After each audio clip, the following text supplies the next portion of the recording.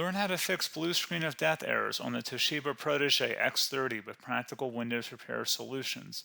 This tutorial helps you resolve common blue screen of death issues and get your laptop working again. So whether you're performing updates, you're getting an IRQR not less or equal message, K mode exception not handled, kernel data in page error, a lot of errors pertain to this problem, and we're going to go ahead and jump into what should hopefully be a pretty straightforward process, guys, and we're going to go ahead and jump right into it.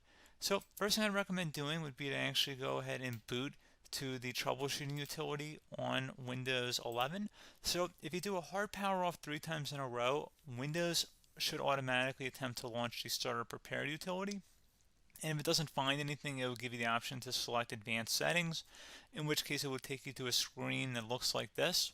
Now, if it does not take you to a screen that looks like this, or you're unable to get to that, you can also download the Windows 10 Media Creation Utility, or Windows 11. They probably will make a creation utility for Windows 11 at some point. And it doesn't really matter, you can actually run the Windows 10 utility on Windows 11 as far as I'm aware. And you should be able to run the troubleshooting utilities built in within it. So you just would go ahead and download it to an ISO file and then burn it to a DVD or USB. It'd have to be about 4 gigabytes or more. It couldn't be a small USB flash drive, and it couldn't be a CD. It'd have to be a DVD. And then you boot your computer from it. So depending on the computer manufacturer, you'd have to tap a different key on your keyboard in order to launch that menu, in order to select what boot drive you want to go off of. So it could be anything between the escape key, F2, F8, F12, for example, and those are the function keys on the top of your keyboard. So you may have to just do a little bit of trial and error. Shouldn't take you more than a couple minutes. Googling it would probably be best before you even begin. But anyway, we're ready to go ahead and jump right into it. So we're on the choose an option page. So these will look very similar whether you're booting from it directly within Windows itself, or if you're plugged in a USB flash drive with the media creation utility installed and you selected the recovery option. So when you are setting up your Windows 11 installation or Windows 10, depending on the drive you're using, there should be an option to repair your computer in the bottom left corner of the dialog window, one of the first screens that comes up. You go ahead and select that, and then it would take you to a troubleshooting screen like you see here. And you want to go ahead and select troubleshoot, reset your PC, or see advanced options. And then there are going to be a whole bunch of options in here that we're going to explore in today's video. The first one, we're going to actually go underneath advanced options and then select startup repair, fix problems that keep Windows from loading. So go ahead and select that first.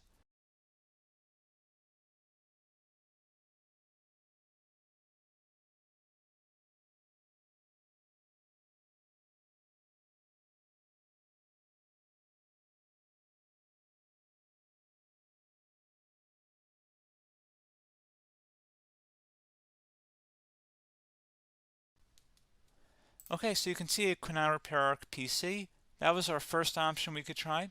Something else, if we go back into advanced options here and then select troubleshoot, we're going to go underneath advanced options again. You can go ahead and actually access safe mode by selecting startup settings. And then if you select the restart button, you have the option on the screen select safe mode with networking, which will give you a key on the screen. It'll tell you which key to press to enter that. I believe it's the F7 key. It'll do that for you. I'm not going to go over that in today's tutorial because I don't really want to go into safe mode, but you're more than welcome to attempt that by going into here and then selecting restart. Again, it'll launch another screen. It'll say what key do you want to press, and it'll give you like 7 or 8 different options, and you want to select safe mode with networking. There's also an option for a command prompt too, but that's going to be something we're going to cover later in this video, and we don't even have to go through that in order to access it. So that's why I'm not going to really push for that, because unless you know exactly what's causing the problem, you probably don't need to go into safe mode. Unless you're trying to recover files, in which case then you definitely can go into safe mode, but we're trying to actually recover our computer here. So I hope that makes sense. Something else we can also try here as well would be to uninstall updates, remove recently installed quality or feature updates from Windows. So if you go ahead and select that, you can uninstall the latest quality updates, which generally is the more day-to-day updates. Feature updates are the less regularly released ones, like the big ones. I would equate it to service packs in like Windows 7 and Windows Vista and Windows XP. So larger updates that occur once or twice a year at most. And the quality updates are more just a regular update. So probably obviously depend. It'll take longer if you're going to try and uninstall the latest feature update versus quality update, and maybe you don't need to go back that far. So just giving you guys a couple of pointers with that. Something else you can also look at here, and we're going to jump into the command prompt in a little bit, but you can select System Restore, which will use a restore point recorded on your PC to restore Windows. And this is something I would highly recommend here, guys. So select Next. Assuming you have a restore point saved on your computer, you go ahead and select the most recently created one, and you'll select Next, and then you'll select the drive. You shouldn't actually have to select the drive. You can scan for affected programs, but we're going to keep it all default here, and then we're going to select Finish. So once started, System Restore cannot be interrupted. Do you want to continue? I think we're going to select yes. I don't think we have anything better to do on our computer right now, so just give it a moment here to initialize. It will take a couple minutes to run, obviously depending on how large your hard drive is and how much is saved on the System Restore point. So just give it a couple minutes here.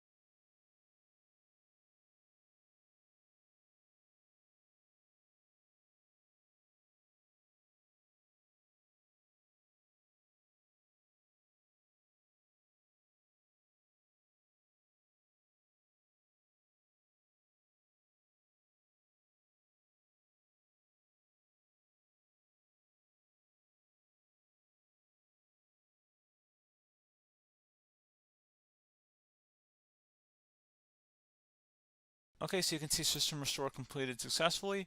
The system has been restored. Your documents have not been affected. Click the Restart button to restart your computer. Go ahead and select Restart.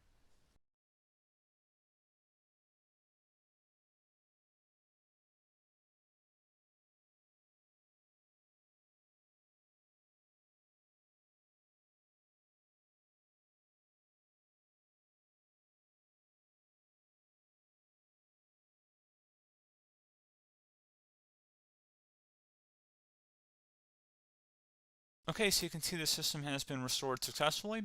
We're going to go over a couple different methods in addition to that if that did not work. So I'm just going to pause the video and we're going to start back on the recovery screen that we started with. Okay, so a couple other things we can try here too. If you go back into troubleshoot, you can select reset your PC, while you choose to keep or remove your personal files and then reinstalls Windows. You can select to keep my files, which will remove apps and settings but keeps your personal files. You can also select remove everything, which will remove all of your personal files, apps, and settings. So this is more of a factory reset, the second option here. First option, it should not delete all of your personal files. However, it will pretty much clear most of your programs, and keep in mind, there's no guarantee that your information, number one, is even still available and easily recoverable on your computer to the point that you actually would be able to recover anything. And the second point is that there's always a chance that it won't actually recover and it will just do a factory reset anyway. So there's no guarantee that actually would keep your files anyway. So I would recommend trying to get a recovery tool and backing that up first before selecting it anyway. But again, those are a couple of different options. And then something else you can try here if you go back to the choose an option. Another option, if you go underneath choose an option and select troubleshoot, advanced options, and now select where it says command prompt. Okay, so the first thing we should do is type our main hard drive here. In most cases, it should be the C drive. So you just do a C colon and then hit enter on your keyboard. So once you're underneath the C drive, we're going to type in dir and then hit enter on your keyboard. It should have program files, users, and Windows all in there. That's how you know you're in the right directory.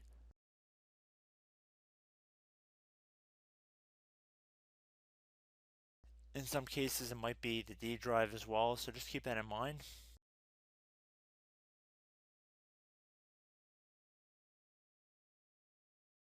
Next thing we're going to do is type in cd space /Windows /system BSOD-32/config,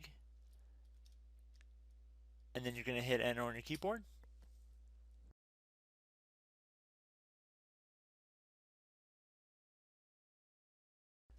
So now you're going to type md space backup.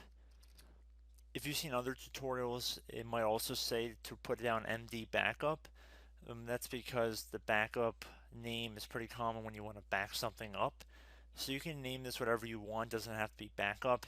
So if you've already made a backup folder in the past, you could do backup 1, for example. So once you're done setting the name you want the backup to be called, hit enter on your keyboard again.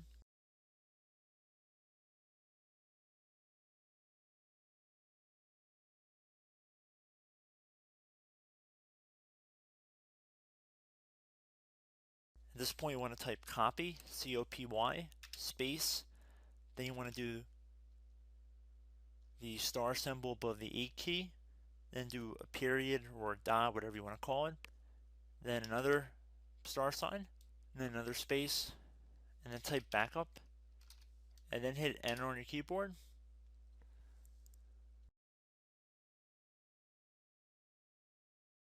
Now you want to type cd reg back, R-E-G-B-A-C-K, and then hit enter on your keyboard. So now that we are under the reg back, so now you want to type dir again, and then hit enter.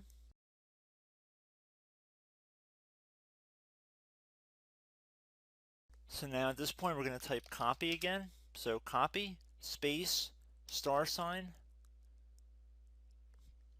dot, another star sign, space, and then 2 dots.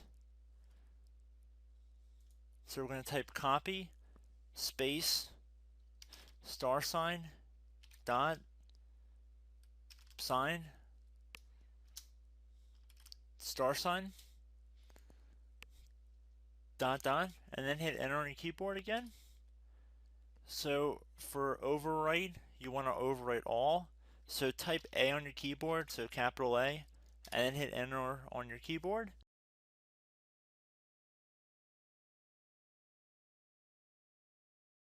So at this point you should be good to go. You can close out of the command prompt window, and if you accidentally continue to Windows 10, you should be all set.